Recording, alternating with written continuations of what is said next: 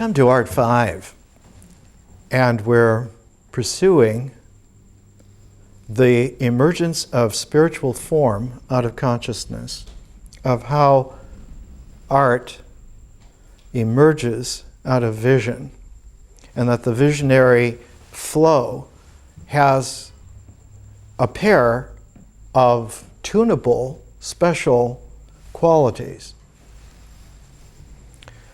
One part of the pair is that visionary consciousness can interchange with the mind. The symbolic mind and visionary consciousness have a special, paradoxical relationality. And part of the relationality is that visionary consciousness, as a process, is a beginning resonance, a seed resonance of the symbolic mind that has been integrated in a very special pair of ways. One, it's been integrated to fairly complete integral. Its structure, it has a symmetry to it and is fairly symmetrical, and also that it is transparent, more or less. For ordinary persons, for ordinary life, there are only fleeting moments where the mind is transparent, and that's when you will get these insights on something, or you'll get a flash on something. The flash is the clarity of consciousness coming through the mind that is not always clear, but for a moment, the opaque mist or clouds, the veil, clears for a split second and you get an insight. There are many contemplative disciplines, there are many yogas, there are many meditation techniques that you can let the clouds, the veil of the mind, dissipate, to vanish. And when they do, the mind is completely clear. It's completely open, and it sees continuously with the clarity of insight. Before that happens, approaching that is the realm of vision, where one begins to see through, see beyond, see into. And what you see beyond is the normal cultural world. What you see through is the normal symbolic stylization in the mind, and what you see beyond is that there are possibilities of this mind in this world, of this symbolic structure in this cultural process to have variance and variations in the future, and also that when you do this, it occurs to you simultaneously that you could, knowing that this is possible, re-understand the past, recut the past, so that you're emphasizing different aspects of it, and thus you get a new past. You are no longer imprisoned in the causal karma of what you believed actually happened, and only that happened, and that is the criteria for realism. When visionary consciousness comes into its transformed play, it is possible to have not only a new life, Dante called it nueva, the new life, vita nueva. One not only has a new life, but you have new lives, because there are many possibilities now. You can not only understand your life in different ways, which are just as valid as the one that you assumed was the criteria for real, but there are many changes and transforms that you can bring into play, and you begin to have a kaleidoscopic quality to consciousness. When this happens, consciousness weaves with experience, because the mind, as it is transparent in its symbols, transparent symbols, allowing this openness for experience to flow through the mind into consciousness. Consciousness also flows back through the mind. And when it comes to experience, because they do not flow in a parallel, they flow not in opposites so much, but in a complementarity. They now can weave. And so the process becomes one that the open mind allows for a new fabric in the process of experience. And what changes is that your feelings, which were before elaborations on ritual emotions, now have a tunable capacity. And feeling now is not just a simple offshoot of some ritual emotion, but feeling now becomes tunable into calibrations of various musical forms. The standard Western form is the octave, the 8-note scale. In China, it's a 5-note scale, the pentatonic scale. And there have been many other scales that have been used. We know now that there are an infinite number of musical scales, so that the possibilities of refining feeling into musics is unlimited, virtually unlimited. Our learning includes, in every phase, a work of music that sets the tone of that calibration, and then the interval of that phase is an auxiliary selection of music that gives you, like a rudder, an ability to see how that initial musical tone of that phase has the ability to be navigable in a whole new variety of possibilities. The music for art is Beethoven's Ninth Symphony, and this is a standard little Cambridge Music Handbook on Beethoven's Ninth Symphony. One of the most extraordinary works of our time, and you may recall that when the Berlin Wall came down, which was torn down by people on both sides of the wall, East and West Germany, Leonard Bernstein was there for that event in Berlin, and he conducted the Berlin Philharmonic in Beethoven's Ninth Symphony. And the entire city of Berlin, several million people, joined in singing Schiller's Ode to Freedom, which is the song of the Ninth Symphony.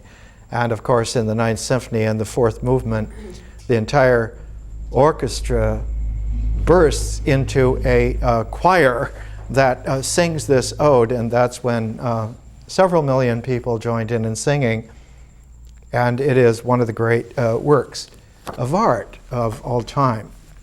The music for the interval is Brahms, and you'll find the music in our course précis and outline, and you'll be able to take a look and see just how all of this works. And you'll find under music, the learning civilization, you'll find that art has Beethoven's Ninth Symphony, then the interval, Brahms' Violin Concerto. And the Violin Concerto is one of the really interesting, great works of art. If you get into the music and you want to explore a little bit, you might, for instance, want to see that Beethoven's symphonies make a resonant set together, and that there's a definite progression, and that one of the earliest symphonies that begins to have the quality of the ninth is the Eroica, the third symphony, written to give the larger-than-life character of Napoleon a chance to be artistically expressed. And then from there, the Sixth Symphony, the Pastoral, takes the sounds of birds from the Vienna woods surrounding the Vienna where Beethoven worked and lived for many years, and develops that into a symphonic tone. And then the Seventh Symphony brings out almost this surging triumph that it is possible to have an artistic vision that not only exchanges with the mind and enlarges the mind into possibility, but that vision has a second quality in its pair. Vision is able to exchange with nature and take the place that nature has in the ecology of the integral. That the four phases that we use in our learning that establish the natural integral: nature, ritual, myth, and symbol. Nature, and then our existence, then our experience, and then our essence. And this is the natural integral, that visionary consciousness is able to exchange with nature and play in the place that mysterious nature was. So that you have a double transform. You have a new mind and you have a magical nature at the same time. And because you have this capacity, all of a sudden, experience, which has always been healthy when it's been natural, when experience flows parallel with nature, now experience senses that it can flow with a magical vision just as well as it flowed with nature. And now you have the capacity to make not only art, but very universal great art. Because the mind is new, nature is renewed, your existence and your experience are renewed, and out of this comes a possibility which is extraordinary. We're taking pairs of artists, as we're taking pairs of people all through our learning, through the different phases, to give us a calibration and a recalibration and a way of staying away from exemplars or textbooks or doctrines or procedures that are like plans that we have to follow, to allow for a tunability, a recalibration quality to it. The first two artists we took were Max Ernst and George O'Keeffe, and now we're going to take Hiroshige, a Japanese print genius, and Frank Lloyd Wright, one of the great architects of all time. It's interesting when one comes to a great artist like Hiroshige, that he is the culmination of about 1,500 years of Asian art. And his culmination was very peculiar because originally his works of art, Japanese prints, were meant for working class people. They were not made for the court. They were not made for the aristocratic, the wealthy. They were made for working, laboring people who would buy these prints for just nominal sums, and they would just paste them up in their hovels in their rooms, and they would have their own kinds of pictures. Hiroshige himself was born in 1797, but he came out of a very curious family. His grandfather was still a samurai in the early 1700s, and he taught archery. And if you've ever seen a Kurosawa, Toshiro Mifune Zen movie, you know that Zen archers never miss. They don't aim the bow and arrow, they resonate with the target and they never miss. The origin of that yoga, which it is a yoga, goes back about 4,000 years before Kurosawa. It goes back to the Mahabharata in India. The great archer is Arjuna. And Arjuna is studying under the greatest military master of the day named Drona. And all of the young men are practicing their archery against this eagle that is made out of stuffed feathers and straw. And each young man is asked by Drona, "What do you see?" And the young men say, "I see the eagle very clearly." "Okay, next." "Well, I see that eagle, I see its feathers and the whole thing." "Next."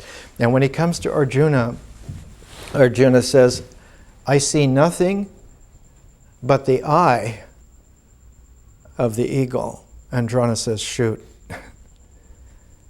The Zen focus is that you go to the vanishing point of the target. And when you do, you have entered into the realm of the resonance of the reality of the target, and because you are a part of it, you will never miss. You can never miss. Hiroshige's grandfather went from teaching archery to a world where in the Tokugawa shogunate had been in business as a dynasty from the early 1600s, 1603. There was less and less work for them.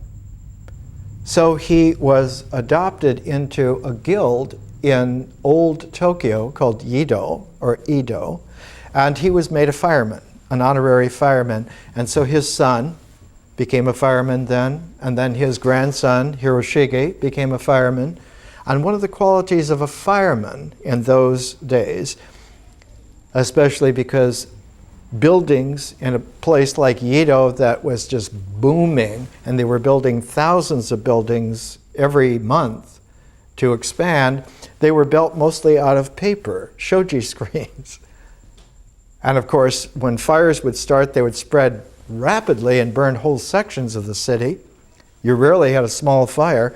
And so all the fire stations in old Yido had these enormous towers where you would climb up and you could see from these towers the vast expanse of the hills and the rivers and the ravines of Yido, so that Hiroshige grew up understanding that there is such a thing as a view that gives you the precision overall, but there's such a thing as the archer's focus that gives you the vanishing point by which the whole composition of the whole emerges. It emerges out of that shared presence point.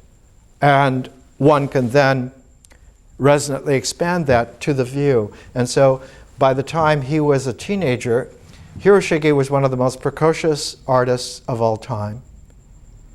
His parents died in 1809 when he was about 12, 13 years old, and a relative apprenticed him to a Japanese printmaker named Toyohiro. And within a year, Toyohiro said, "You're as good as I am," and admitted him into the guild. And so here was Hiroshige part-time as a fireman and part-time as a printmaker as a teenager. And he was one of the most prolific artists of all time. It's estimated, no one knows the exact number of Japanese prints that he made, but the estimates run to 8,000. He could, almost in the spur of the moment, like a Zen swordsman or an archer, he could turn out a print. And it's extraordinary because to do a Japanese print, one has to have usually, quick sketches of how this is beginning to come out. Then one has to draw it in black ink. And this is on a kind of a paper that's very thin. And that paper then is put onto a block. A standard block was 15 by 10 inches, called an oban. And it was put on with a kind of a rice paste that would absorb the black ink of the drawing and deposit it onto the cherry wood block.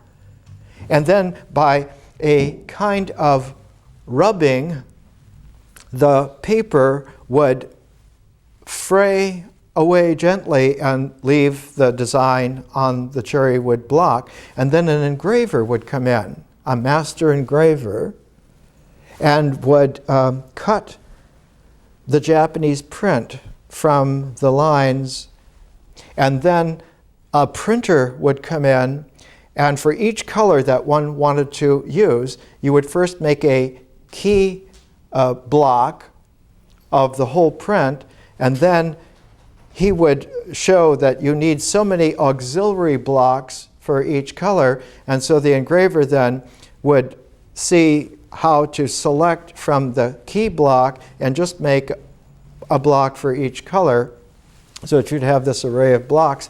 Then a printer would come in with the pulp of the mulberry tree, which is a paper that's kind of thickish and takes color very well, even takes impressions, and would put this on the first block and then put the same sheet on the next block. And the way they kept track is there's a little angle in one corner and there's a line on one edge, so that they had this calibration. And as long as you had that angle and that line, they could get the matching perfectly on it.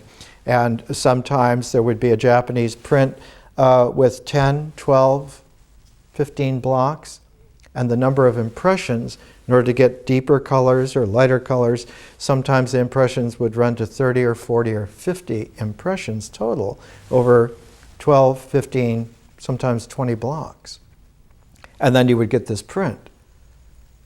But because they were very cheap, you would run hundreds, maybe 200 at a time, and quickly sell them, and the whole thing was a fast turnover.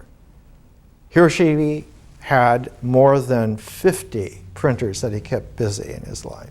They were just working. And by the time that there was this tremendous earthquake in Japan, it occurred to Hiroshige that life was too precious to just stay part-time artist because he could do this. And so he got a relative to take his place in the fire brigade, and he began to want to focus on Japanese prints. One of the first prints he made was this style of two oban, one on top of each other, and this is a Japanese print version of the Chinese landscape scroll. This is called the Monkey Bridge, and the rider at the top on the bridge is Basho, the Zen traveling poet, the creator of haiku. And so this gorge also has a place. It is in the mountainous inland of Japan. And in that mountainous inland was the old road from Edo, from Tokyo to Kyoto. Kyoto, where the royal palace of the daimyo was. Edo, Tokyo as the commercial hub and power center, the money and the royalty. And this road was called the Tokaido because of the Kiso River forming a great part of that inland journey. About 1830, it was decided that they would build a new road that would be much shorter, much faster between Edo and Kyoto, and this followed the coast. Not the coastline, because there are three great bays there, but it followed the coast, cutting off, not having to go into the peninsulas that make the bays. And this new road was called the Tokaido. It means the East Sea Way. And because he was a very trustworthy individual, he was very professional, and he was also could see quite clearly, he was hired to go on this new road, on this new Tokaido, and to note exactly all the places, and does this work? Does our engineering work? Does the design fit? Are the stations in the right places? So that somebody could move from Tokyo to Edo in as little as 10 days. It's about 320 miles, which was a fantastic improvement over the month or so that the Tokaido would have taken, with 69 stages.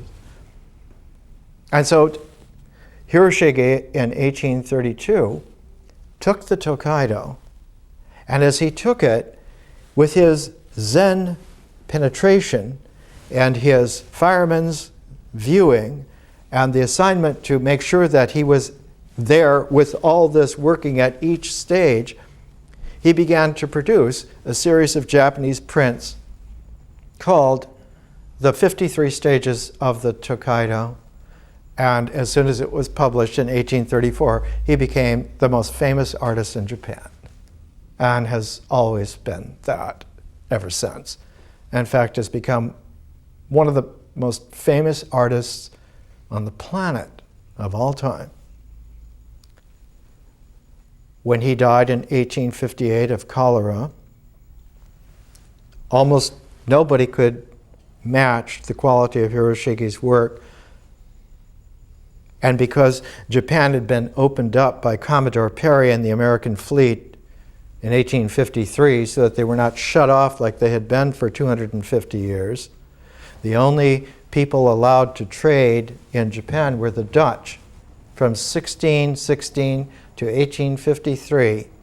And the Dutch were allowed only one trading post that was a fenced-in little fort built on an artificial island, a little tiny island about 3 acres, in the middle of Nagasaki Harbor, way in the south in Kyushu Island. And that was the only contact with the West for 250 years. And of course, the West knew nothing about Japan. It was a mysterious place. It was like Tibet before the exodus of the Tibetans. No one knew very much at all.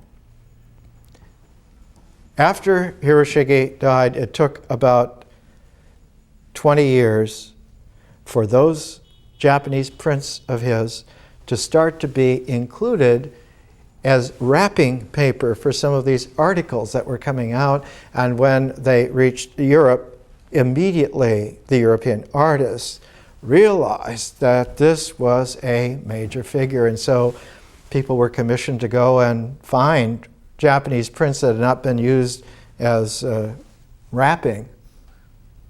Somebody once said a good newspaper is not a fish wrapper. It is in itself something worthwhile. And so the Japanese prints began to surface in Europe, largely initially in Paris and in London, and you found that almost every major artist of that time, the late 19th century, was taken up with Japanese prints. Gustav Klimt, James McNeill Whistler, Monet, Manet, Van Gogh, everyone, George O'Keeffe, Frank Lloyd Wright. It was like an eye-opening, and one writer said, it was as if the Renaissance had been fueled by classical art, but in the late 19th century, the Japanese print fueled the revolution in art, and Hiroshige was the central pivot, the master of all of this. So deeply penetrating was this quality that we need to go back and understand a little bit about the East Asian landscape tradition. The origin of the landscape tradition comes from Lao Tzu, comes from the Tao Te Ching.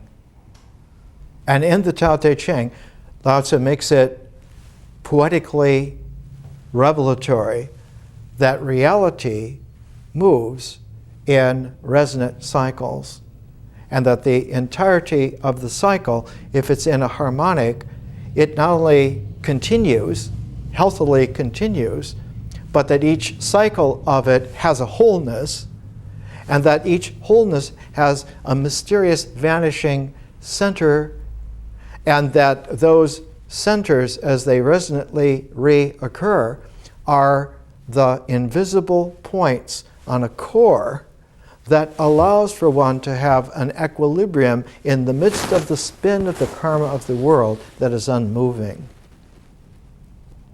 Ezra Pound, when he translated the phrase, the Chinese phrase, called it the unwobbling pivot.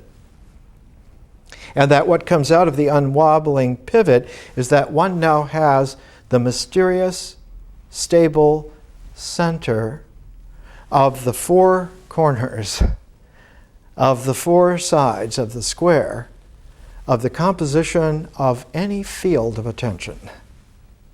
That one sees immediately everything in that field pristinely at once.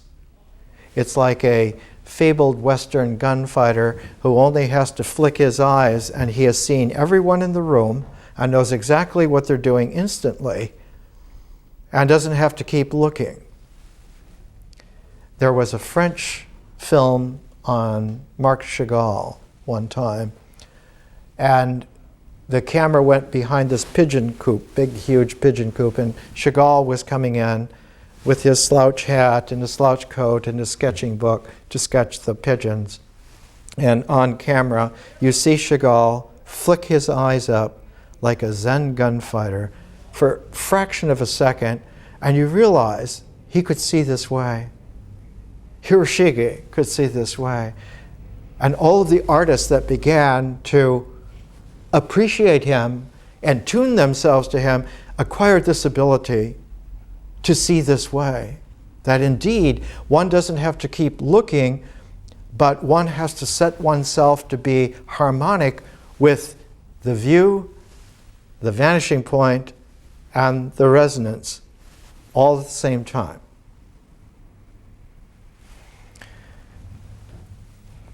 From Lao Tzu, it took about 900 years for the beginnings of landscape art to come into play.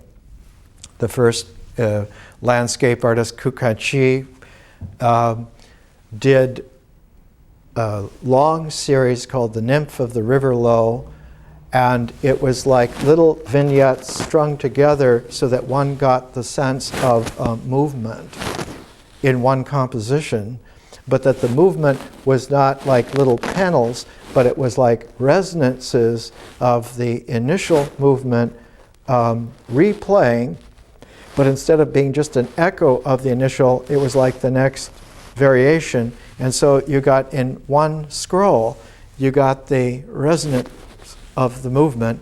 And so one of the first great principles, there are 6, of Chinese landscape painting. The first translates as spirit, resonance, real movement.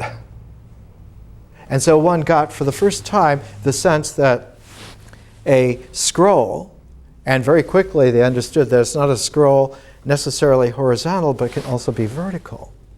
And if it is horizontal, it's a quality that is a little bit different from the vertical. And so the development of the Chinese verticality of the landscape scroll was such that you would share this with a good friend, a little plum wine, moonlight, a quiet quality without radios, and you would sit before this landscape scroll, and you together would take this journey through this scroll by your aesthetic ability to have spirit resonance with the entirety of the landscape, even beyond what one could see in just looking at it as a perception. It would have the kaleidoscopic qualities of a work of art that you could see it literally forever together. And so you would journey together through this. The first great monster talent in Japanese art named Sesshu, in the 1500s, about the time of Michelangelo and Raphael, went to China, and he so mastered and overmastered the Chinese landscape technique that he came back to Japan and in one day painted a thing called the Long Scroll. It was about 70 feet long and about a foot high, and the Long Scroll is one of the greatest works of art on the planet. That one could take this visual journey of this landscape scroll, this long scroll, and Sesshu's Long Scroll increasingly had an impress on a landscape artist like Hiroshige that his Tokaido prints are like a resonant enlargement of Sesshu's landscape Long Scroll. That the Tokaido prints together, they're about 14 inches times 55, and you get the color, because Sesshu is only in black with a little bits of green here and there, but mostly black and grays. Whereas Hiroshige took the entire palette of color, but not just color as one would see it in nature, but the color palette that one sees in magical nature. Frank Lloyd Wright said, the quality of Hiroshige's color is that it's edible. Literally, it is like good taste in this aesthetic. That every color in it would have its own particular taste. Like rare jelly bean collections, every color has a slightly different quality of taste, so that a Hiroshige landscape print is enormously tactile all the way through taste and touch even. There are not just colors on the print, but because the mulberry paper is thick enough, it'll take indentations where there will be just indentations as lines and not just a part of the color. And it is not that the outline is always there. Sometimes the color by itself as a field will be in there. And so you'll have this interplay of line, of plane, of depth of indentation, of tastiness, all wrapped into a composition that is a view, but is a kaleidoscopic view that has an invisible pivot, and that each time one comes to a Hiroshige print, a landscape print, that pivot coincides so that you build up this kind of unwobbling pivot of a spiritual core, so that that journey now is something which you have taken because it is in your conscious remembering and lodges in the mind as a memory that you actually have taken that journey, and perhaps many times. And that the creative imagination that has come out of the imagination in the mind, now because it is working and fruitful and has a great variety in your vision, the quality of person that comes out of that becomes more and more like a jewel, who is balanced not because they're stable set, but they're balanced like the whirling dervish of Rumi. That doesn't matter what kind of swirl there is to the world and to karma and to situations. You are always the unwobbling pivot of your own composition, your life, and your person. We're going to take a break and we'll come back.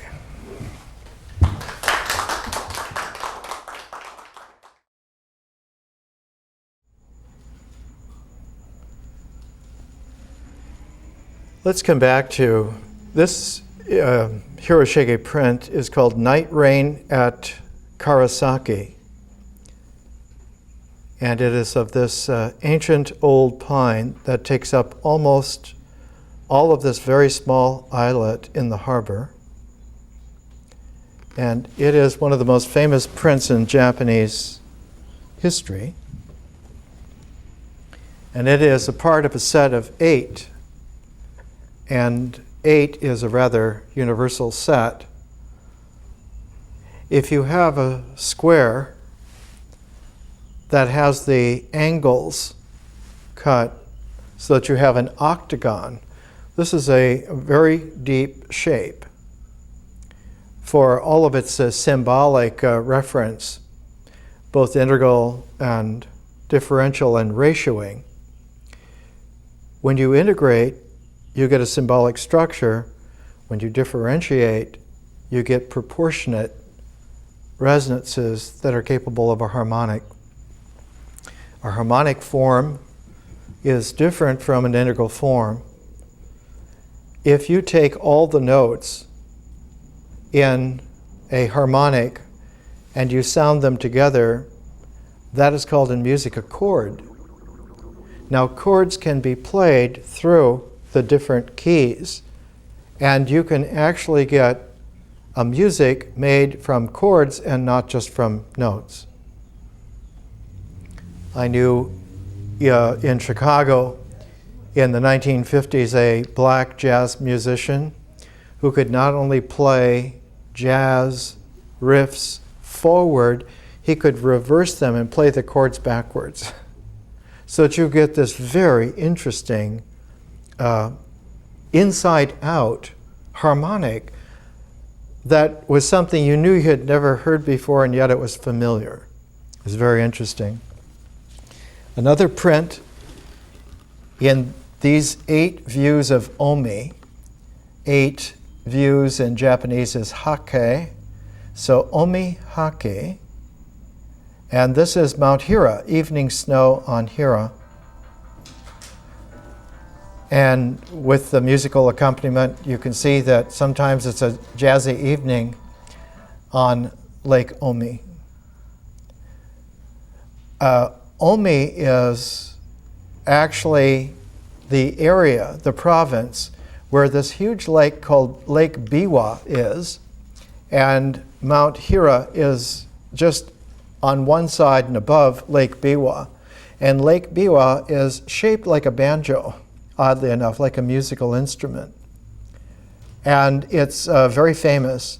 And there's only a very thin mountain range between Lake Biwa in Omi province and Kyoto, the capital, just on the other side of this narrow mountain range. Lake Biwa is where the Tokaido Highway and the Tokaido Highway come together. And they come together very near to where the 8 views of Omi would have their focus. You can see in this print, the odd thing is that above in the sky back here, there's a wormhole that's very much in the shape of a dragon lightning. So Japanese prints have variants to them that could be said to be accidental, or they could be said to be varieties. In a moment, I'll show you 3 varieties of the same print. This is also one that we have seen before, I brought in before. This is one of the 8 views, one of the Omi hake.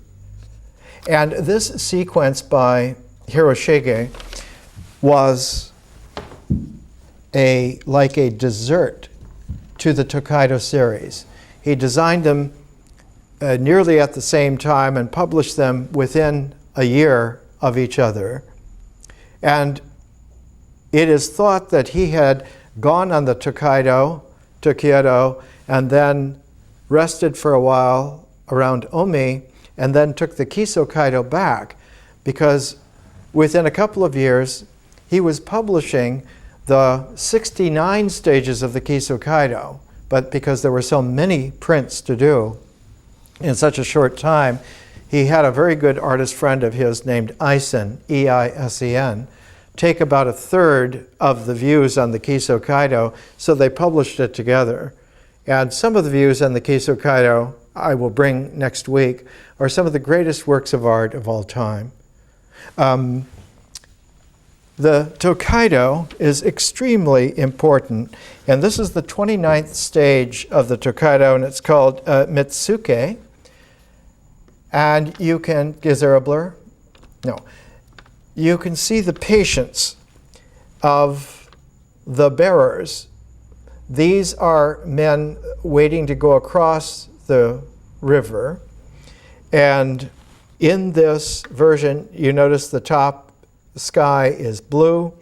You notice that the trees in the background on this shore have a kind of a heavy mist in here, but they just fade in, and there's a thick black line here that emphasizes that this is the dynamic in this print. But when you find this printed version of the print, the sky above is yellow, and the emphasis is on a very thin line going across the center. And here you see that the mist is even thicker, and the trees are now not just feeding into the mist, but they're almost erased by it. So that this print has an ethereal quality that is here a distance perspective. So that Japanese prints are able to have several versions. Here's another Mitsuki in a different Tokaido series by Hiroshige, completely different. And over time, he did about 20 versions of the Tokaido series. So that Japanese prints are kaleidoscopic in their presentation, in their nature, on every aspect of it. And when they surfaced for appreciation in the West, all of a sudden, one of the first persons to really understand it, along with Monet and Manet, was Frank Lloyd Wright. And from the 1880s on, Wright began to interest himself to try to collect materials. And for the Japanese prints that he was collecting, when he built a new home in a suburb of Chicago, Oak Park, where the Frank Lloyd Wright Home and Studio National Monument is now, one of the pieces of furniture he made was a Japanese print viewing desk, specifically for this. This was 1895. Within 10 years, Wright was able to go to Japan, and in 1905, he took his camera and he made 50 views of Japan, but the 50 views of Japan are actually 55 views of Japan, and they are in an album of photographs that, when you see it, it looks very much like a Japanese print series like the Tokaido series. The same size, and they're Frank Lloyd Wright's views of Japan in his journey. So that Wright began to understand that he could make a landscape scroll, shareable journey for others in new art forms. Not just a photograph vis-a-vis a print, but that he could, in fact, make a new kind of architecture so that the house or the building was set in a new calibrated setting in nature, but nature delivered consonant with profound experience, but complementary to extraordinary kaleidoscopic consciousness at the same time, so that his architecture and its setting were such that they became an expansion in the late 19th, early 20th century of the East Asian aesthetic of art, one of the most profound aesthetics in the world. About the time, this is a 1905 album, about the time that this was done in 1905, we are seeing publications like this, Impressions of Ukiyo-e. Ukiyo-e is the title in Japan for the Japanese prints. It means the floating world. This was published in 1905 in San Francisco. And you can see that the in-papers have this kind of Zen quality already. In American publishing, this is the first time that one finds this kind of a quality, that the very tone and timbre, the binding, the saddle stitch binding, and inside, of course, you find a great chapter on Hiroshige, and it is called Hiroshige, Landscape Painter and Apostle of Impressionism, because it is due to Hiroshige's exquisite understanding of color, of Zen penetrative fire brigade tower view combinations, that Impressionism takes a lot of its tone and seed from Hiroshige. The strange thing is that a year after Wright came back from Japan in 1905, he had spent every cent that he could to acquire some of the rarest Japanese prints, some of the very best, and he had taste. By 1905, Wright, who was born in 1867, was already quite a mature man. And so the Art Institute of Chicago organized one of the first exhibits of Japanese prints in the West. And Frank Lloyd Wright used his own prints and was the curator of the exhibit. And it is that exhibit of 1906 in Chicago at the Art Institute that George O'Keeffe saw for the first time the fruit, the art work, personal spirit quality of indications that she had learned at the University of Virginia, Charlottesville, from Arthur Wesley Dow, who likewise was an early aficionado of Oriental art and who contributed very much to the understanding of this, not only at the University of Virginia, but then he went to Columbia in New York City, and then he was an advisor to many of the museum collections that began now not just to prize classic art or Renaissance art, but that Asian art for the first time was recognized on a par with the greatest art in the world. The Japanese began to appreciate that Wright was a very peculiar, very special, very unique Westerner. He said of himself, most people took all the baggage of their background to Japan and paraded it around because it impressed the Japanese. But Wright took himself almost like a Zen master and was there in Japan as a spirit being who was totally Japanese when he was there. And so the Japanese began to understand that he was a very rare individual. And within a decade, he was offered one of the greatest commissions of architecture in Japanese history. The Japanese, since they had been open to the West, were trying to get over an inferiority complex. They had had a victory in the Russian-Japanese War of 1905, and they felt that they were ready now to declare themselves, much like China in the 21st century is starting to declare itself by great buildings, by wonderful architecture. We've arrived on the world scene.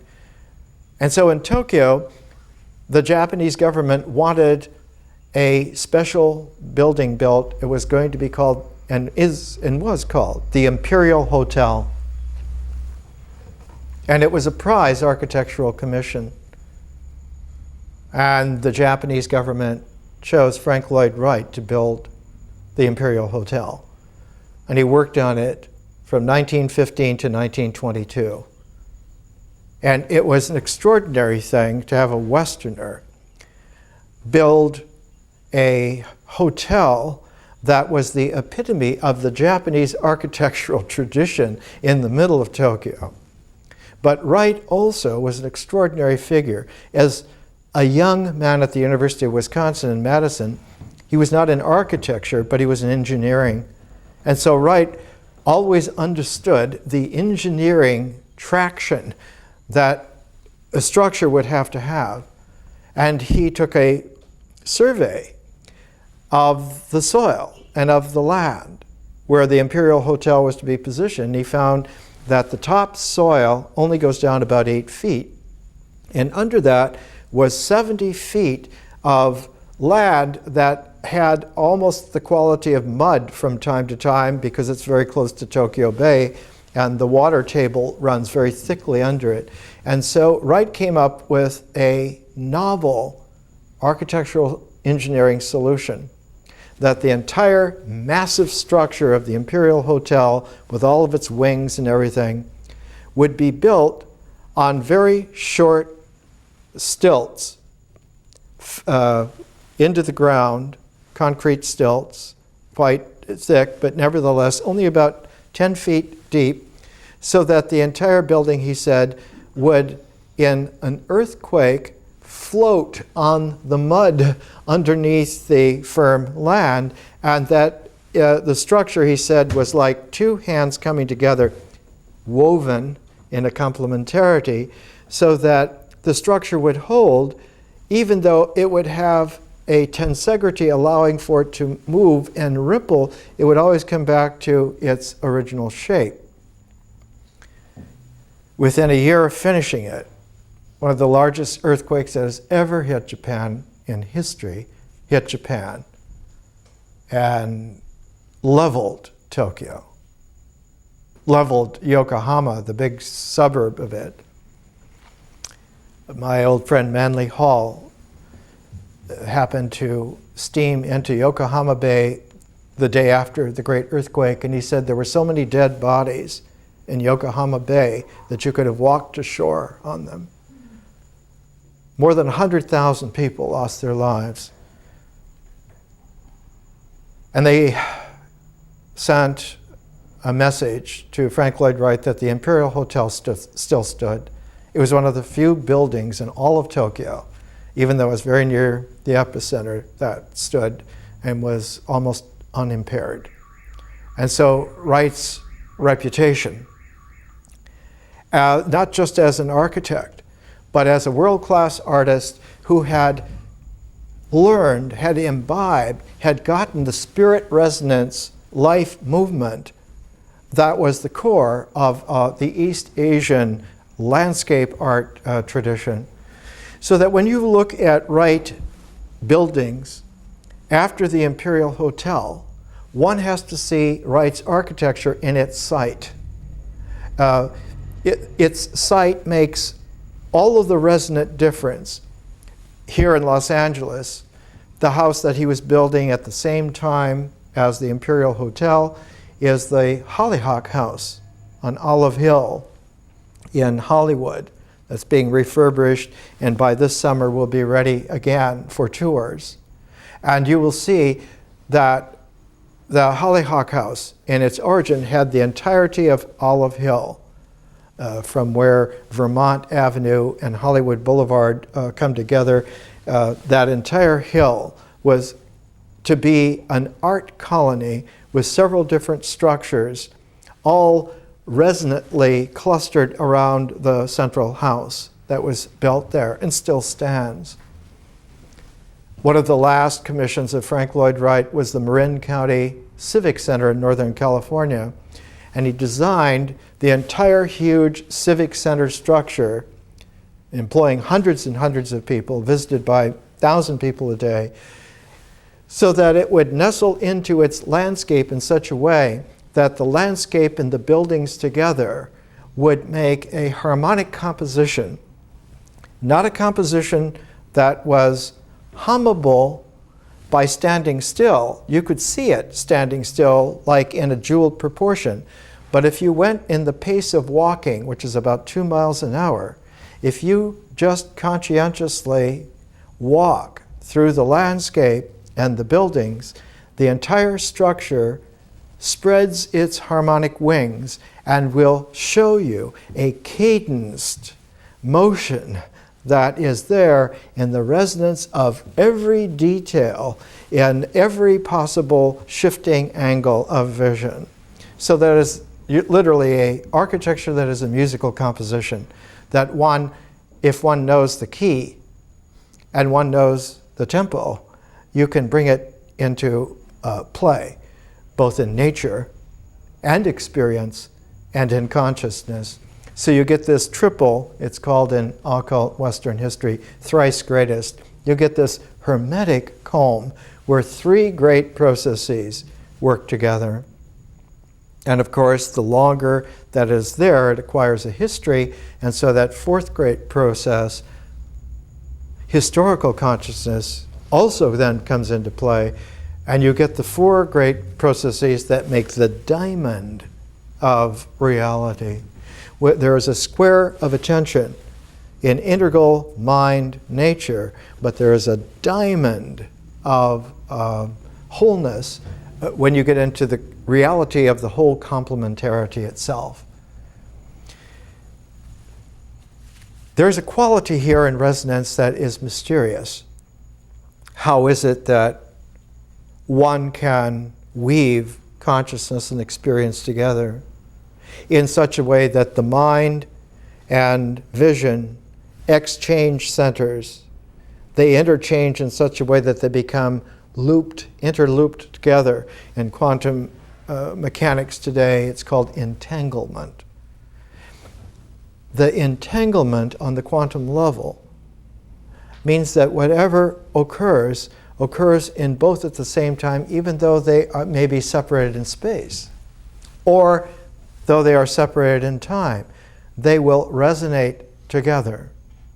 One of the early forms of displaying this was that if you have a room full of cellos and you resonantly play a note on a single cello, slightly all the strings of all the cellos will vibrate to that note.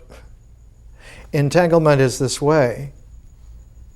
And because it is a point of presence, not a geographic point, not an integral point, but a differential focus of presence, it means then that time is entangled so that as the future develops from that presence, the past reforms itself into a new past at the same time. So that from a presencing, six-dimensional spirit focus, one can literally redo all of historical consciousness, future and past at the same time, in symmetricality, in symmetry. The process of symmetry is very deep. But the symmetry has a tunable pair of event horizons, if I can use that term. One of them is that the mind, by having exchanged centers with visionary consciousness, has in effect exchanged the operative trigger of a form with the operative flow of a process. Visionary consciousness is a process. Symbolic mind is a form. When a form and a process are able to come into this configuration, the transformation is so deep. The old saying is that the water turns into wine. The alchemy of that process is called fermentation in vintner language. But because it is such a profound tuning with the other exchange of vision with nature, the wine is able to undergo a second transform, and the second transform is not a further fermentation, but is a distillation. And from the wine, one can distill a cognac. So that in alchemy, there are two distinct transforms. There isn't just one transform, but there's a second transform, and the product of the second transform in alchemy is called a liqueur, and we today call it liquor. Not just cognac, but whiskeys and so forth. The first liqueur made in the West was made about 1,000 years ago by esoteric monks in a monastery that ran across the old alchemical double transform, and the first liqueur to be made was a chartreuse. If you've ever tasted, there are two chartreuses, one is green and one is a lighter green. The green chartreuse is medievally potent. Sip lightly. And it was used medicinally because a liqueur like that has the ability to carry whatever is herbally there into a triple expansion of its effect on the body. If you take herbs, you have one effect. You can transform those herbs into a medicine, and it will have a deeper effect. But if you take it through to its third level, its second transform into that liqueur, it has differentially many times the power that it had before. And so in alchemy, it isn't just to make gold, but it's to make a gold that's capable of a further transform so it has powers. So when you read in really profound alchemical texts, they will tell you how many powers it has. Paracelsus will say in certain documents, this has 1,000 times the power. An art that gains that kind of power has a capacity to transform itself through distillation into a science. So that what was appreciable in the art is now raised to the level of an analytic in the science. One can know to any degree of specificity exactly everything about the process, everything about the structure. Nothing is hidden. Everything is not only discernible, but the method of findable is so profound that one then has to say that the experience has transformed into experiment. And that once one has both experience and experiment, now you have two hands that are able to come together and make a kind of a woven complementarity. Just like consciousness and experience came together, now experiment and experience come together, and from this one gets an entirely different quality of reality. One gets a reality that is explorable forever to whatever detail or whatever purpose you need, to find further forms, to find further processes, to define this process, and one can know it exactly, precisely, below even the molecular or atomic structure, as we find now.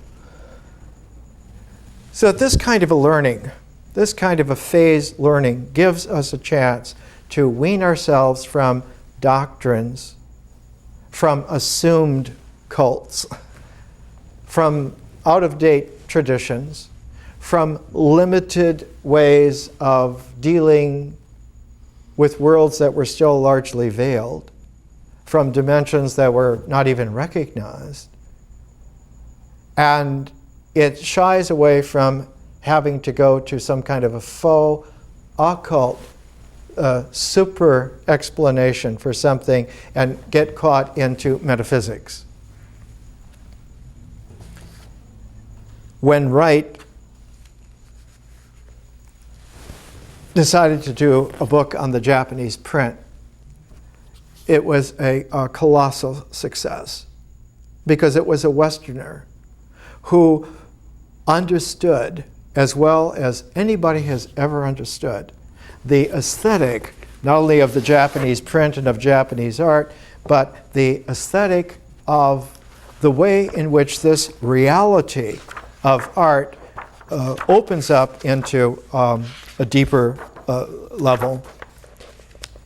Here's a little short paragraph where you can hear now, because of our learning, because of my poetic language, not limited to a rhetorical explanation, you'll be able to hear when I read what he wrote in this paragraph of the Japanese print.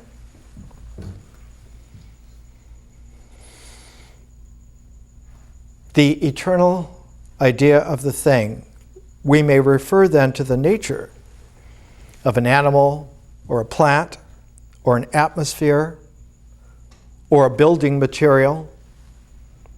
Nature in this sense is not to be studied much in books. They are little more than the byproduct of other men's ideas of the thing, which in order to distill it from his own particular sense of its intrinsic poetry, the artist must know at first hand. This poetry he must find in the thing for himself, the poetry it holds in reserve for him and him alone, and find it by patient, sympathetic study. This brings us to the aesthetics of Japanese art. Ideas exist for us alone by virtue of form. The form can never be detached from the idea. The means must be perfectly adapted to the end. So in this art, the problem of form and style is an organic problem solved easily and finally. Always we find the one line, the one arrangement that will exactly serve. It is a facile art, incapable of adequate analysis, for it is the felicity of an intuitive state of mind and must, on the part of the student, be similarly recognized by intuition.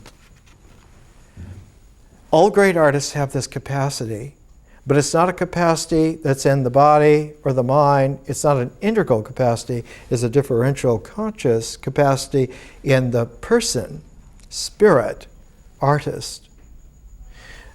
After we're through 3 more weeks with Frank Lloyd Wright and Hiroshige, we're going to take a new pair. We're going to take China's greatest artist of the 20th century, Chi Shi, and pair him up with the greatest sculptor since Michelangelo, Henry Moore. I'll show you a photograph of the older Henry Moore. He loved to go to Italy, especially to get Carrara marble for very special sculptural projects. In fact, the Italians loved Henry Moore's artistic genius so much that they organized an exhibit of his sculpture in Florence one time. And there's a great photograph I'll bring in of Henry Moore standing on one of the Renaissance buildings looking across Renaissance Florence with his big sculptures, modern 20th century surreal type sculptures fitting harmonically in as if they had always been there. But the photograph that I love is a photograph of Moore sitting on the fresh sawed big huge marble blocks at Carrara. And he's just sitting there like a wise old boy, about 70-some years old, and his hands are resting on the blocks to feel the nascent form in the material. Frank Lloyd Wright was that way. He could go to a material, and in his autobiography he has a whole section called The Nature of Materials. And he said one of the most surprising things is that we have materials now that are extraordinarily real, extraordinarily powerful, that the Greeks and the Romans in the Renaissance never had. They never had steel. They never had glass. They never had concrete. They never had a lot of the plastic.